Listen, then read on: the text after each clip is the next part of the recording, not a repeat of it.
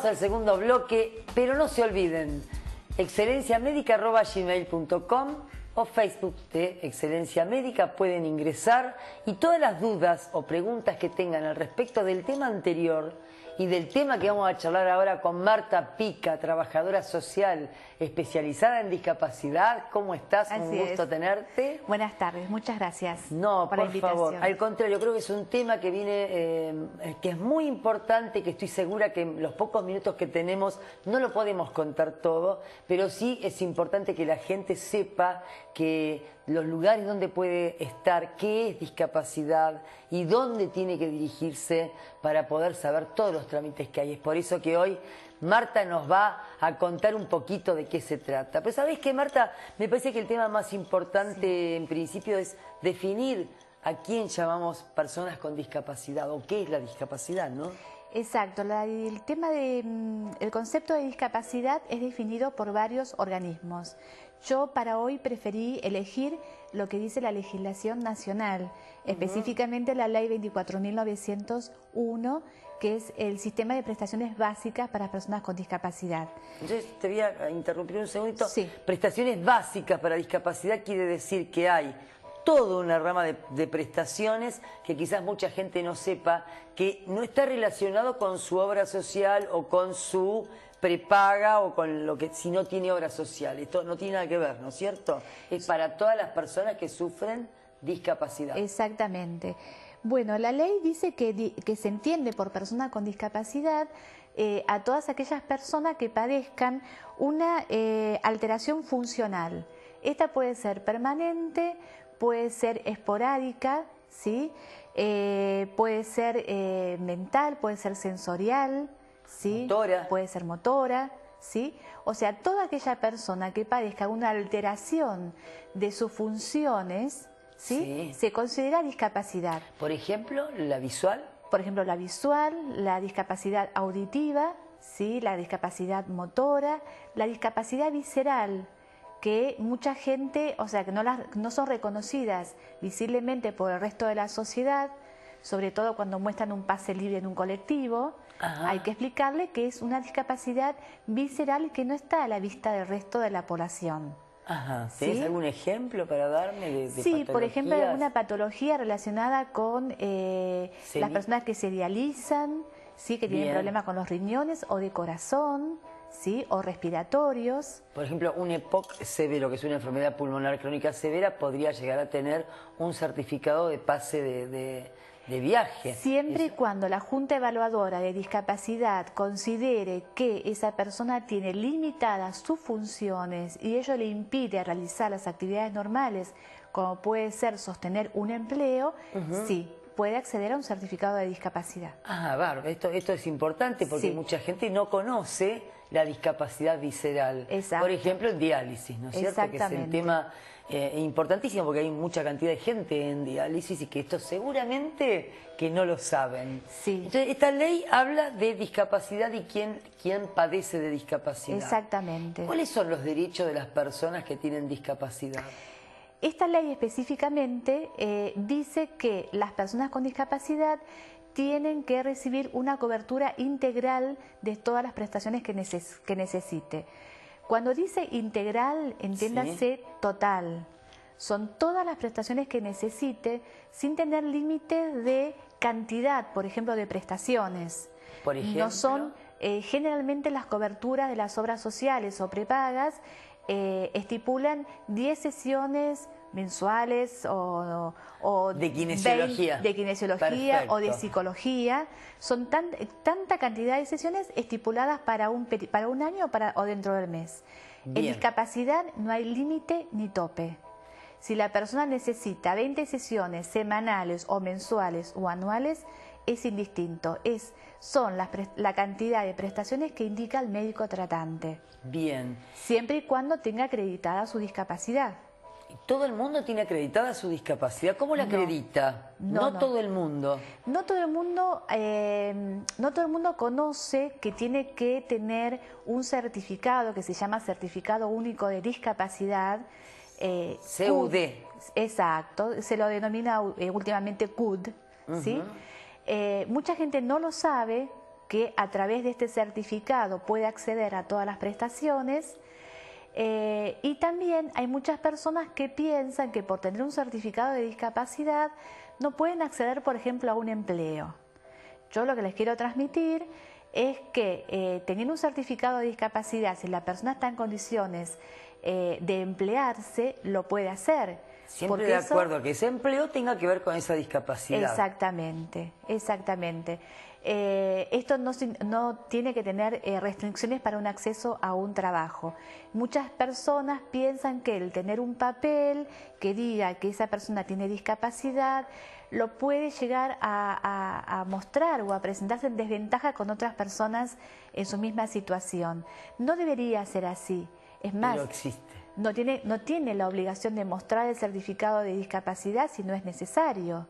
O sea, yo no tengo que llevar el certificado y mostrárselo en un club donde practico un deporte a toda la gente. Pero aquellas personas que no tienen certificado de discapacidad, que quizás sea porque no lo saben, muchas personas sí hacen un trámite que es el de pensión, porque el paciente con discapacidad puede tener una pensión del Estado. ¿Cómo se unen estas dos situaciones? ¿Es una u otra?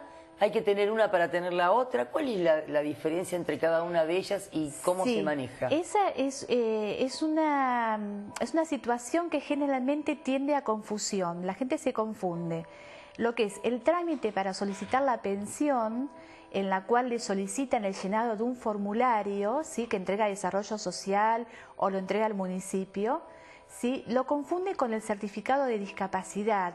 Piensa que eso es el certificado de discapacidad, que es lo mismo. Y son dos cosas completamente distintas. Uno le permite el acceso a obtener el beneficio de lo que es la pensión por discapacidad. Y el otro certifica su discapacidad y lo puede presentar ante los distintos organismos que lo requieran. Algo importante que te quiero contar... Si yo puedo redondear un poco el tema, porque por ahí lleva a confusión pensar que para que te den una pensión tiene que certificar que tiene una discapacidad. Lo certifica la Junta Médica del organismo que le otorga la pensión. Y no tiene nada que ver, ya con eso quiere decir que la persona no tiene un certificado de discapacidad. Exactamente. ¿Cuál es la diferencia entre tener los dos o tener uno? Y entonces, es preferible siempre que sobre el formulario y no que falte. Cierto, eso es cierto.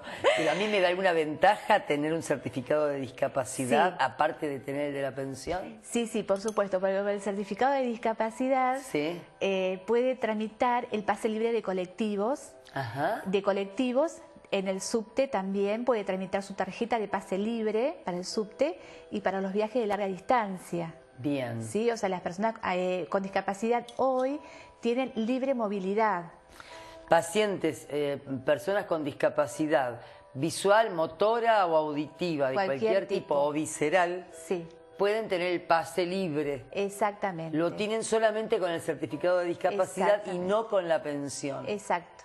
Y si yo no tengo obra social, es una cosa. Si hago el certificado de pensión, ahí sí el Estado me da una obra social, que en este caso, ¿cuál es? ¿Es del Estado? En realidad lo que le dan es PROFE. PROFE, mal entendida como obra social, es un programa federal de salud. Y lo que brinda son prestaciones en los lugares públicos de atención. El problema que tiene esto es que la atención es limitada, porque un hospital no puede brindar la cantidad de sesiones que necesita cada paciente por una cuestión de disponibilidad de profesionales y de tiempo, ¿sí? Entonces, PROFE no es una obra social, es un programa que da el Estado. Exactamente. Perfecto. En conjunto con la pensión. Exactamente. Si una persona tiene una pensión y tiene este programa federal de salud llamado PROFE, puede acceder a una obra social también en el caso de que el familiar que esté a cargo o la propia persona, bueno, la propia persona no, porque ya estaría en relación de dependencia. Claro. Si el familiar que esté a cargo puede tramitar, inscribirse como monotributista. Aquellas personas que no están en relaciones de dependencia se pueden inscribir como monotributista, con lo cual acceden a tener una obra social y así poner a su familiar con discapacidad a cargo. que le brinda esa obra social entonces a esta persona con discapacidad. Exacto, le brinda una obra social sindical, ¿sí? Que por ley nacional está obligada a cubrir todas las prestaciones de salud. Bien. De la persona con discapacidad. ¿Qué sucede si es una prepaga? Bueno, estamos hablando de sindical, quiere decir las que tienen las obras sociales. Exacto. En cambio, las prepagas son las que uno paga para tener su obra social. Correcto. Ahí ya... En el caso de las obras de la medicina prepaga, ¿sí? La medicina prepaga brinda un servicio de salud y tiene que cubrir como mínimo lo que cubren las obras sociales sindicales. Y como las obras sociales sindicales tienen que cubrir todas las prestaciones de discapacidad, por ende la prepaga también debe cubrir todas las prestaciones de discapacidad. ¿Sí? Bien, o sea... a ver, pasado al limpio. Pasado al limpio. Las personas con discapacidad, sea cual sea la obra social que tengan, sí, tienen derecho a recibir todas las prestaciones que necesitan. Cuando digo prestaciones, entiéndase prestaciones, distintos elementos como puede ser un audífono, un par de lentes. Con respecto a los audífonos, algo importante que la gente no sabe, hay personas que tienen audífono y no tienen para comprar las pilas.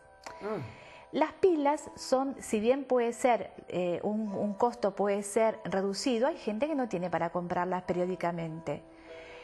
Las pilas es un elemento accesorio a lo principal que es el audífono. Sí. Y como esa persona no puede escuchar si no utiliza el audífono, por ende también la cobertura se extiende a las pilas. A las pilas del audífono. Exactamente. Pero por ejemplo, si esa misma persona tiene otros procesos que no tienen que ver con su disminución auditiva, como un proceso como cualquier otra persona, sí, ese programa médico obligatorio del que me hablas, ¿cubre también todo, absolutamente todo el 100%?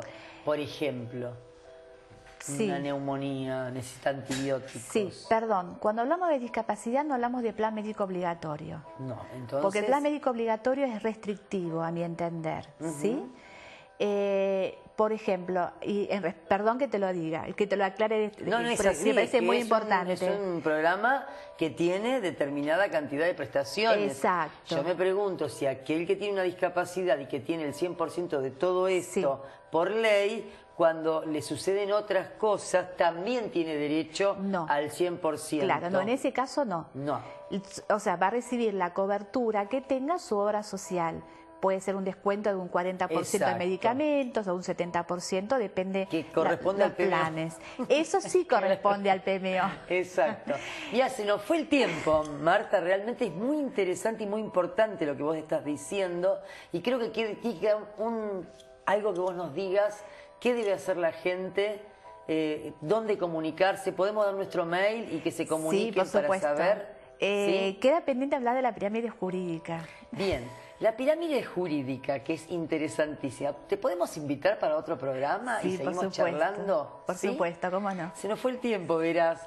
Realmente es muy importante que la población esté aprendiendo este tipo de cosas, porque son cosas muy importantes, porque es el derecho y porque están las leyes. Y justamente no hemos hablado de la pirámide, no importa, la vamos a invitar a Marta para una nueva vez que nos venga a contar acerca de las leyes. Por el momento te agradezco muchísimo y ustedes ya saben, excelenciamedica@gmail.com, manden todo lo que quieran que Marta lo va a recibir. Gracias.